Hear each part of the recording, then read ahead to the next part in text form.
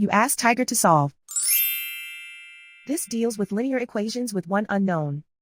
The final result is x equals 323 over 40. Let's solve it step by step. Group all constants on the right side of the equation. Add 27 over 10 to both sides.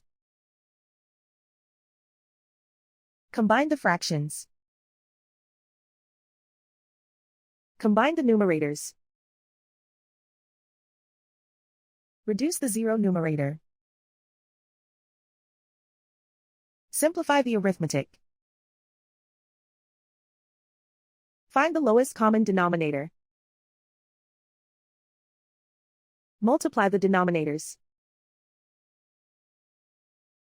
Multiply the numerators. Combine the fractions. Combine the numerators.